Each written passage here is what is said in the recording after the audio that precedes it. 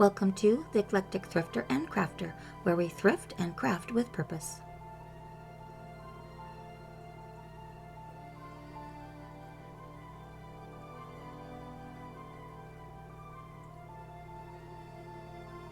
Hello!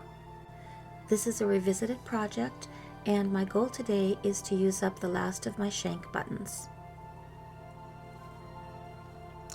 And we're going to be using various satins, taffetas, and rayons that I have for use in crazy quilting. And these are button stems from a previous project. You'll need wire cutters, this beading tool for straightening out wires, and the top of a knitting needle I use to puncture holes in fabric when I'm ribbon embroidering. And also an upholstery needle is handy to keep on hand.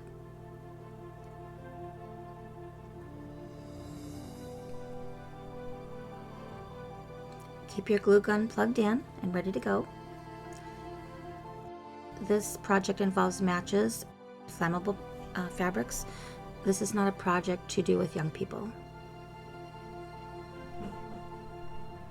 I keep my candle in a deep cup. Water just in case I want to drop the matches in the water rather than just putting them in the cup next to the candle. I do both. You'll need florist wire.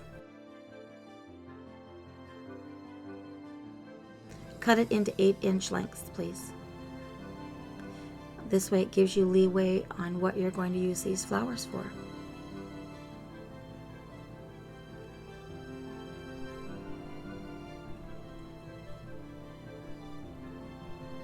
Now I don't see particularly well, so threading these little shank buttons can be a challenge, so bear with me.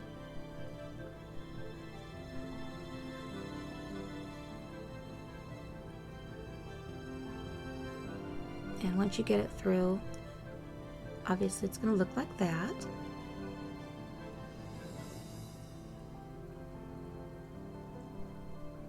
Take your beading tool, and that'll give you a nice grip to give it a couple modest twists just to secure the button.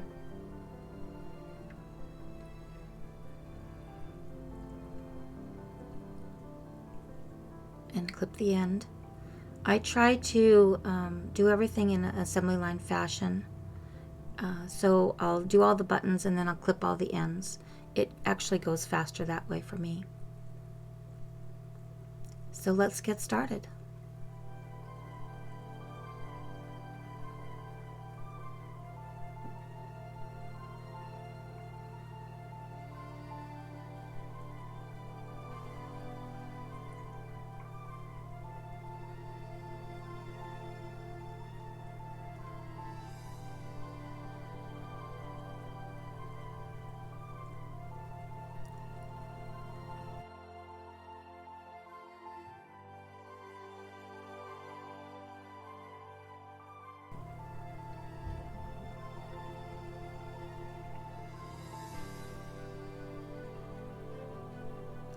This is my collection of harvested parts from tablecloths and doilies.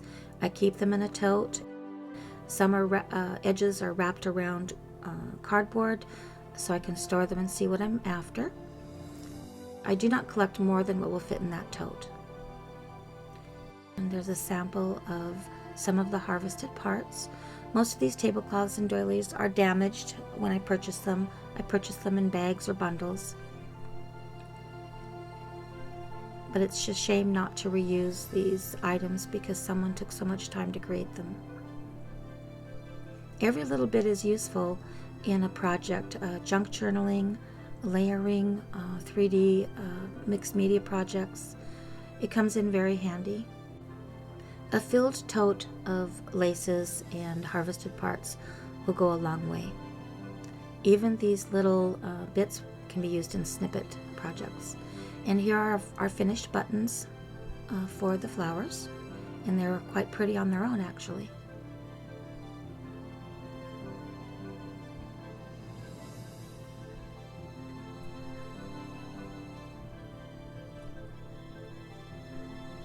And now we're going to get cutting.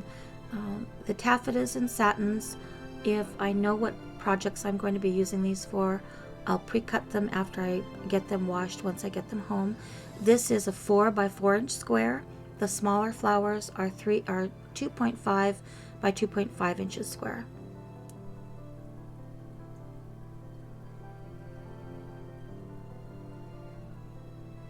Now those smaller end pieces I will set aside and use for crazy quilting. So I try to use every scrap I can, and I will throw away the rest if I don't have a project in mind for them. Now when I'm done cutting the strips, I will cut the flower shapes out, and I chose only a flower with only 4 petals on it. You can choose however many petals you like for this project, but for what I was doing, I just selected 4 petals.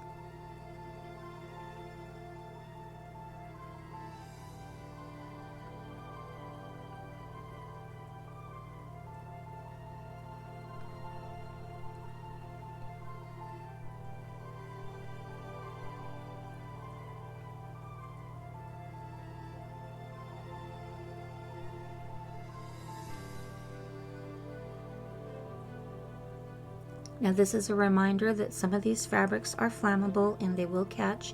Test your fabrics out in the driveway, in the open, to decide what fabrics you're going to use. This is not a project to do with young people.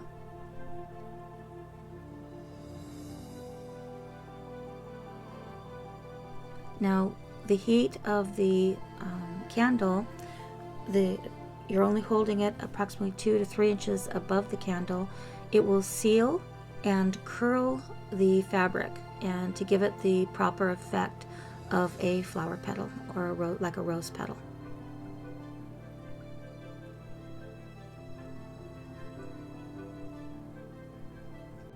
This is precisely the effect that you're looking for.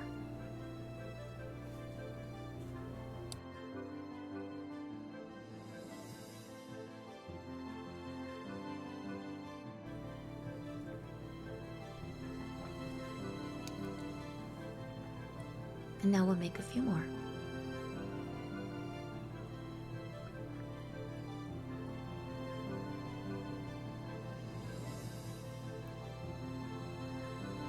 Now here I've put them in sets, and I've alternated the 2 layers.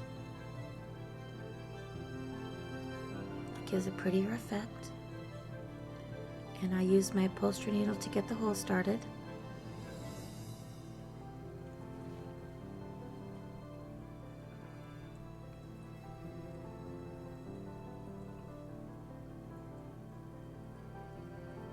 And my knitting needle. I did not put the knitting needle all the way through. I suggest you try to do that because the little wires get caught up on the threads of the satins, and it can be kind of a struggle, as you'll see.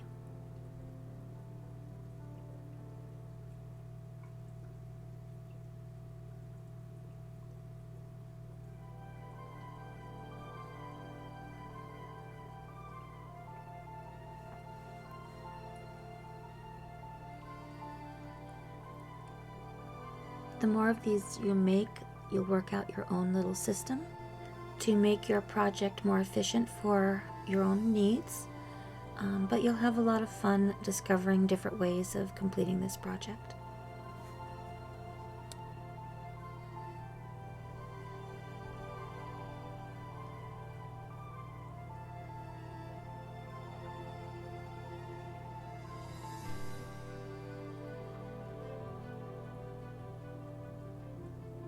And there we are, we have a lovely little flower.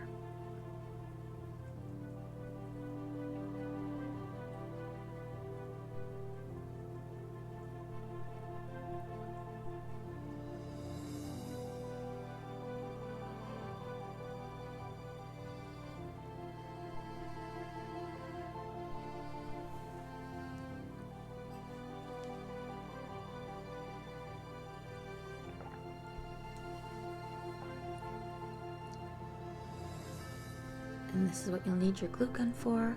You're going to seal that on the back and take your little bit of doily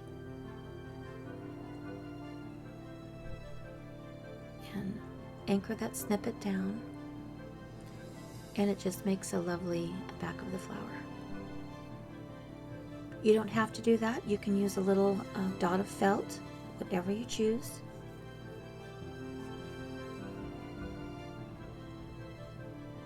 Very pretty.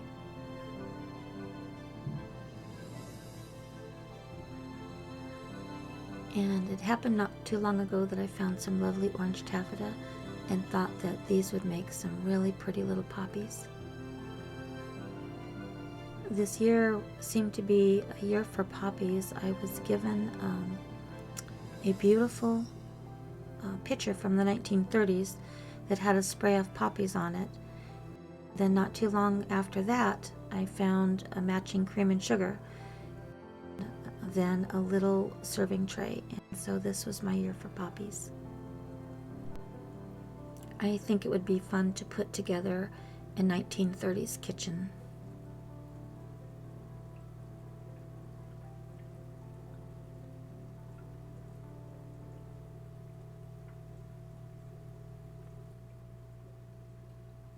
These were button stems I'd made in an earlier project, so not all the wires had been snipped.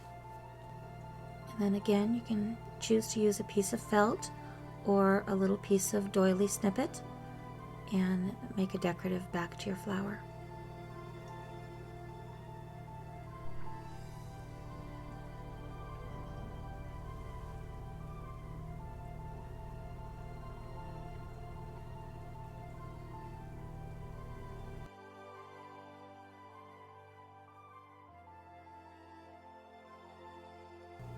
And here is a lovely little poppy,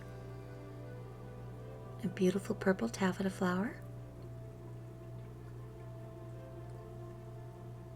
and we're all done. We use the salt shaker for a bud vase, and this makes a lovely gift for those friends and family who are allergic to flowers, and that memory lasts a long time, and they can even regift it.